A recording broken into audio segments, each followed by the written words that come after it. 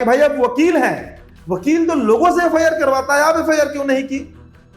बच्चा हो गया, बच्चे का पिता का नाम अब्दुल्ला यादव बता रही हैं और अब आकर आप कह रही हैं कि संजीव हंस ने मेरा बलात्कार किया, मेरा रेप कर दिया। अब यह सवाल पूछा जाना चाहिए कि क्या वो महिला वकील सच में पीड़ित है? अब गायत्री यादव के ऊपर हम सवाल इसलिए उठाएंगे कि वो जबरन संबंध बना रही थी या फिर सहमति से बना रही थी या कोई और ही कारण था, उस पर भी हम आएंगे। दुष्कर्म है, ये 2016 के आसपास की घटना है, लेकिन ये एफआईआर कराने पहुंची 2020 में। इस पर ही कोर्ट जो है वो काफी सख्ती से कोर्ट के द्वारा टिप्पणी की गई कि आप क्या बालक हैं, आप क्या 16-17 साल की लड़की हैं, क्या आप किसी के झांसे में आ जाइएगा और आपको समझ नहीं आएगा? और वो भी महिला वकील है। कई जगहों पर इन्होंने गुलाब यादव को अपना पति बताया है, कई जगहों पर सारे साक्ष्य मौजूद हैं। अब सवाल ये उठता है कि जब गुलाब यादव इनके पति हैं, इनके अनुसार, जो कि इन्होंने कई जगह पर लिखा है, तो फिर उस बच्चे का नाम संजीव हंस से क्यों जोड़ा जा रहा है? हाई कोर्ट ने इस पर मुहर लगा दिया कि दरअसल वो महिला जो है वो खुद गलत है, वो खुद करप्ट है, वो खुद फ्रॉड कर रही है। एक मिडिल मैन का जो जिक्र आ रहा है, मैं बार बार उस पर फोकस कर रहा हूं कि कौन है वो मिडिल मैन जो संजीव हंस को फंसाने का प्रयास कर रहा था। कौन है वो मिडिल मैन जो उस महिला वकील के अकाउंट में करोड़ों का ट्रांजैक्शन हो रहा है? नमस्कार, स्वागत है आप सभी का द बिहार टॉप में। मेरा नाम उदित तारण है। देखिए, संजीव हंस बिहार में काफी चर्चे में रहे दो मामलों को लेकर। एक मामला तो ईडी की जो छापेमारी हुई मनी लॉन्ड्रिंग को लेकर, उस मामले में, हालांकि वो मामला शांत पड़ गया है, उस पर हम अगले वीडियो में बात करेंगे। लेकिन उससे ज्यादा जो मामला तूल पकड़े हुए था, जिस मामले को पटना हाई कोर्ट ने निपटाया, वो मामला था उस महिला वकील, लेडी लॉयर, जो संजीव हंस के ऊपर कई गंभीर आरोप अपने एफआईआर में लगा रही थी। दुष्कर्म का मामला हो, यौनाचार का मामला हो, और एक बच्चे का हवाला भी दिया जा रहा था। वो जो महिला वकील है, उनका मैं नाम नहीं लूंगा, तो पटना हाई कोर्ट ने अब बरी कर दिया संजीव हंस को। बरी क्यों किया? केस क्यों क्वैश किया गया? यह सवाल उस समय 2 सप्ताह पहले का बात है, 15 दिन पहले का बात है, जरूर पूछा जा रहा था कि आखिर न्याय कैसे उस महिला वकील को मिलेगा। लेकिन अब यह सवाल पूछा जाना चाहिए कि क्या वो महिला वकील सच में पीड़ित है? देखिए, अगर आपको कुछ आंकड़े हम बताते हैं जो आप जाकर पहले गूगल पर सर्च कीजिएगा। सुप्रीम कोर्ट के लिए यह सरदर्द बन चुका है और हाई कोर्ट्स जो देश में चल रहे हैं उनके लिए भी यह सरदर्द बन गया है। जितने रेप केस दर्ज कराए जाते हैं इस देश में, आप जरा गूगल में एक बार सर्च कर लीजिएगा और हमारे कमेंट बॉक्स में आप जरूर लिखिएगा कि उसमें कितने प्रतिशत फॉल्स केस होते हैं।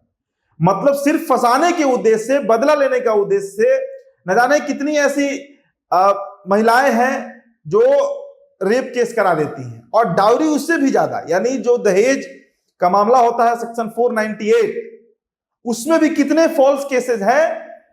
और तीसरे नंबर पे आता है SC ST एक्ट, ये भी आप सर्च कर लीजिएगा। खैर, आपके आंकड़े पता चल जाएंगे गूगल पर। अब आते हैं उस महिला वकील पर, उस पीड़िता पर, तथाकथित पीड़िता पर। देखिए, 2009 से वो वकालत की प्रैक्टिस कर रही हैं। 2000, जैसा कि उन्होंने बताया, वो महिला है, वकील है, और उनके साथ अनेकों बार, कई बार उनके साथ यौनाचार किया गया संजीव हंस और गुलाब यादव के द्वारा। 2009 से वो प्रैक्टिस कर रही हैं।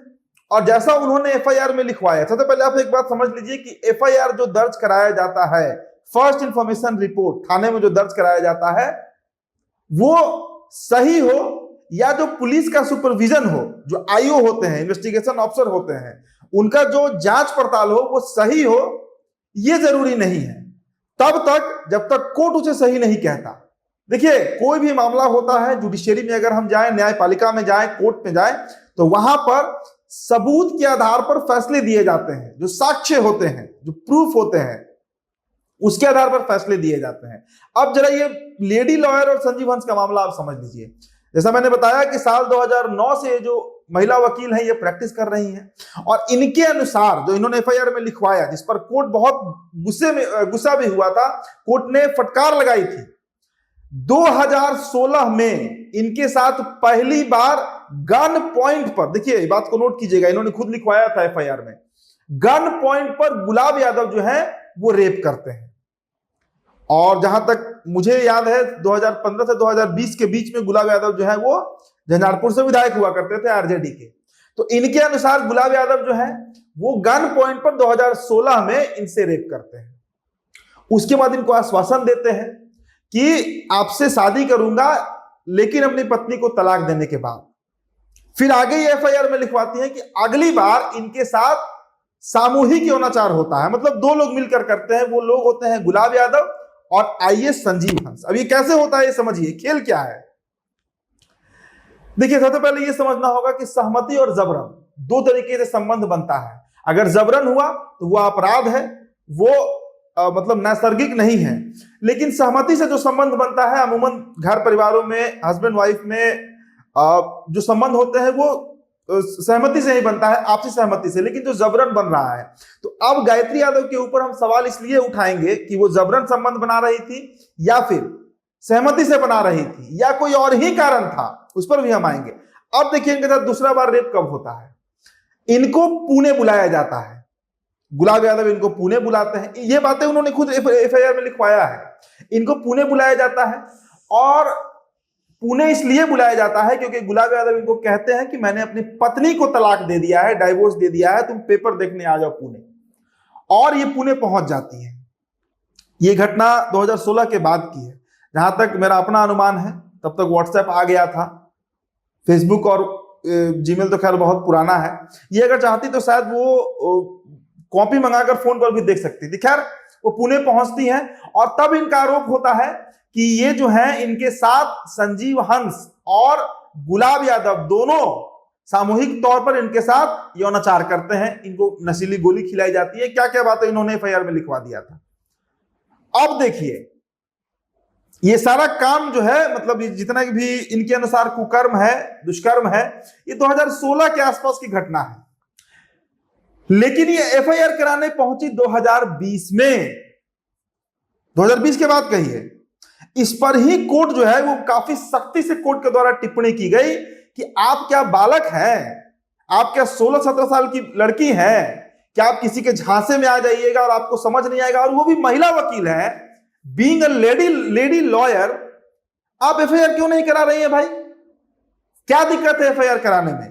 यह सवाल पटना हाईकोर्ट ने पूछा इसी महिला वकील से जो संजीव हंस के ऊपर आरोप लगा रही थी कि इनके साथ दुष्कर्म किया गया। अब देखिए गुलाब यादव से इनके मिलने का इंटेंशन क्या था। जो गुलाब यादव से पहली बार इनकी मुलाकात हुई थी, उस समय ये किसी आयोग की सदस्य बनकर गई थी और आयोग की सदस्य बन के गई थी। उसके बाद गुलाब यादव से मुलाकात हुई और फिर गुलाब यादव ने इनका रेप किया, जैसा इन्होंने एफआईआर में लिखवाया। अब देखिए इनको एक बच्चा भी है जिसका जिक्र मैंने वीडियो की शुरुआत में किया था। उस बच्चे के डिलीवरी के समय जो ये महिला वकील अस्पताल में एडमिट हुई थी, वहां पर इन्होंने अपने पति का नाम गुलाब यादव लिखवाया था। ये खुद भी यादव जाति से आती हैं। वहां पर इन्होंने गुलाब यादव को अपना पति के रूप में बताया, लिखवाया है। ये साक्ष्य मौजूद है पुलिस और कोर्ट के पास। कई जगहों पर इन्होंने गुलाब यादव को अपना पति बताया है, कई जगहों पर सारे साक्ष्य मौजूद हैं।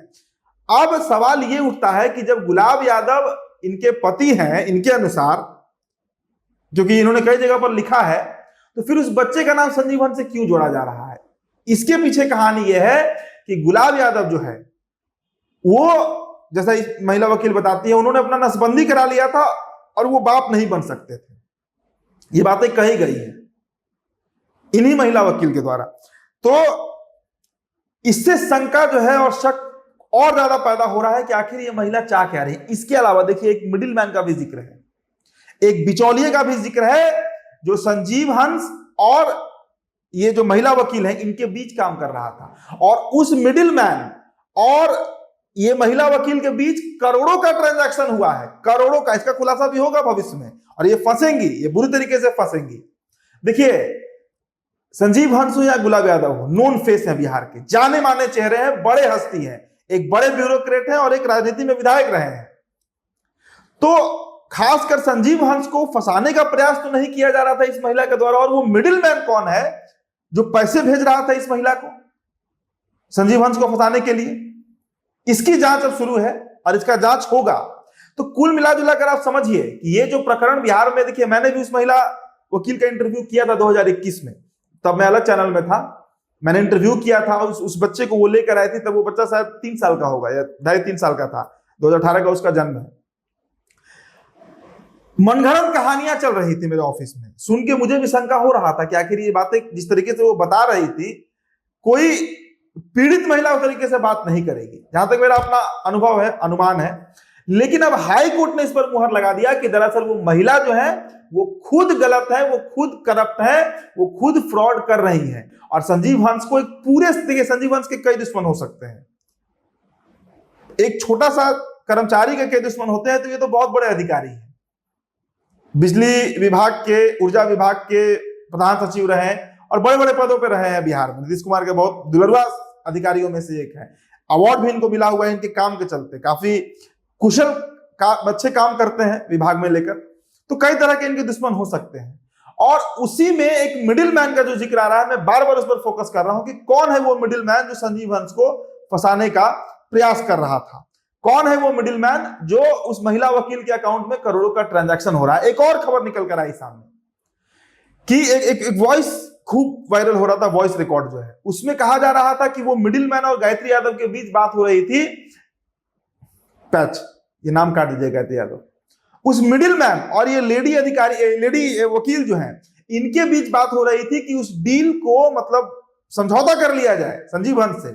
और उस समझौता का जो कीमत रखा गया था वो 12 करोड़ रुपए रखा गया था। आप सोचिए, तो एक तरफ ये कह रही है कि इनके साथ दुष्कर्म किया गया, दूसरी तरफ ये करोड़ों रुपए ले चुकी हैं, और फिर अब एक बहुत बड़े रकम की इनकी मांग है, जैसा सुनने में आया था, ये खबर है। तो जो भी हो, पटना हाई कोर्ट ने तो स्पष्ट कर दिया कि संजीव हंस कहीं से भी दोषी नहीं है। इनको बरी इसलिए किया गया क्योंकि पूरी तरीके से जो साक्ष्य थे, जैसा मैंने बताया इस वीडियो में, वो उस लेडी लॉयर के खिलाफ जा रहा था।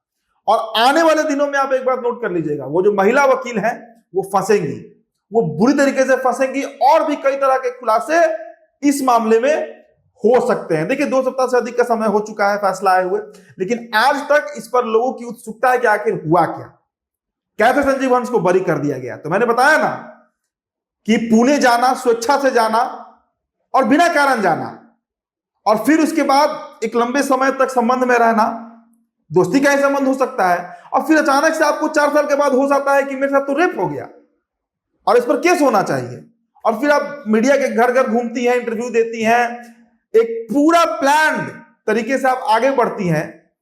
तब ना कोर्ट ने कहा कि भाई आप वकील हैं, वकील तो लोगों से एफआईआर करवाता है, आप एफआईआर क्यों नहीं की।